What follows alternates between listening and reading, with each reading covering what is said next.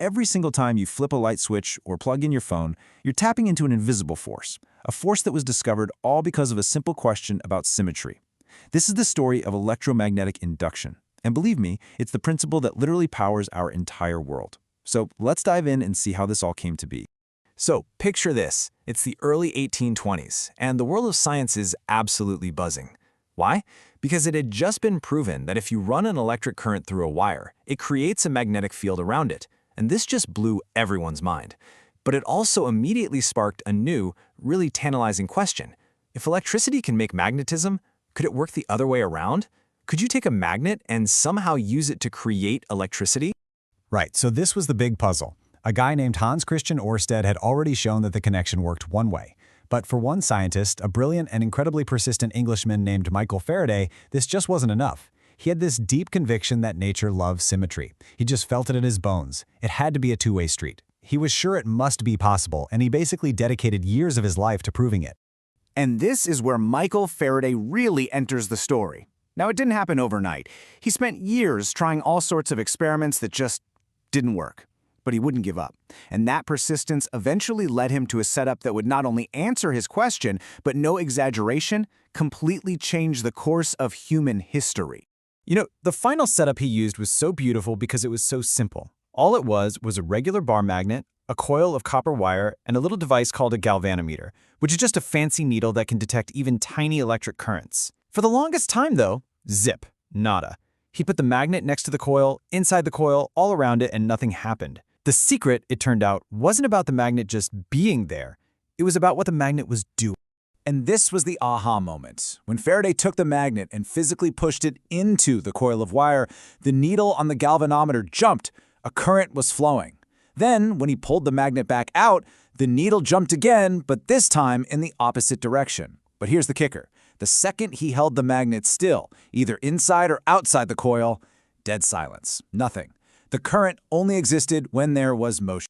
Okay, so he starts playing around with it, right? And he quickly notices two more really crucial things. First, speed mattered a lot. If he moved the magnet slowly, he got a tiny little blip of current. But if he moved it fast, bam, a much bigger surge of current. And second, and get this, it didn't even matter which one was moving. He could move the magnet toward a stationary coil or move the coil over a stationary magnet. The result was exactly the same. It was all about the relative motion between the two. And then he noticed something else. A really clear, predictable pattern. If he pushed the north pole of the magnet in, the needle went one way. But if he flipped the magnet around and pushed the south pole in, the needle went the other way. Same thing happened if he pulled the magnet out instead of pushing it in. This wasn't just some random fluke, no way. This was a fundamental rule of nature, just waiting to be written down. So Faraday's got all this amazing data, but he's thinking, okay, but why? What's actually going on here? And he had this brilliant insight. He realized the key wasn't the magnet itself, but its invisible magnetic field, and more importantly, how that field was changing. This brings us to this really cool idea he came up with, called magnetic flux. So what on earth is magnetic flux? Well, think of a magnet having these invisible lines of force coming out of it. Magnetic flux is just, well, it's a way of counting how many of those lines are poking through the center of your wire coil. When you move the magnet closer, more lines pass through, so the flux goes up. When you pull it away, fewer lines pass through, so the flux goes down. Faraday realized that it's the change in flux that mattered. That's what was making the electricity. And this all boils down to one beautiful, elegant rule that explained everything he saw. It's called Faraday's law of induction. Basically, the amount of voltage you get, what scientists call an electromotive force, or EMF, is all about how fast you can change that magnetic flux. This one idea perfectly explained it all. Move the magnet faster, you change the flux faster, and you get more voltage. No motion means no change in flux, and no voltage. Simple as that. And of course, scientists love to put these things into neat little equations. Let's just quickly break this down. It's not as scary as it looks. So that epsilon on the left, that's just your voltage. N is easy. That's just how many loops or turns of wire you have in your coil. More turns, more voltage. And that d phi dt thing on the right, that's just a fancy calculus way of saying how fast the flux is changing. But hang on, what's with that little minus sign? That little guy is actually super important. Yeah, that minus sign isn't a typo. It's not just there for decoration. It actually represents a whole other profound law of physics figured out by a scientist named Heinrich Lenz. It's what tells us which direction the current is going to flow, and honestly, it's the reason the whole system works without breaking the universe. So what is nature actually telling us with this minus sign? Why does the current that gets created seem to have a mind of its own, always flowing in one specific direction and not the other? Well, the answer is one of the coolest and most elegant principles in all of physics. Okay, so this is Lenz's law in a nutshell. The electric current that gets created in the coil generates its own little magnetic field, and that new field always fights back against the change that caused it in the first place. So if you try to push a north pole into a coil, the coil instantly creates its own north pole to push you away. It's like nature just really doesn't like change, and it's going to push back. But why? Why does nature push back? The reason is so fundamental, it's incredible. It all comes down to the #1 rule of the universe, the conservation of energy. You can't create energy out of thin air. Think about it. What if the current helped your push instead of opposing it? You could just give the magnet a tiny tap and it would get sucked into the coil all by itself, accelerating and creating endless, free energy from nothing. Which, would be awesome, but it's impossible. Lenz's law is basically nature's way of enforcing the rule that there's no such thing as a free lunch. That magnetic resistance means you have to physically work to generate electricity. You're converting your effort into electrical energy.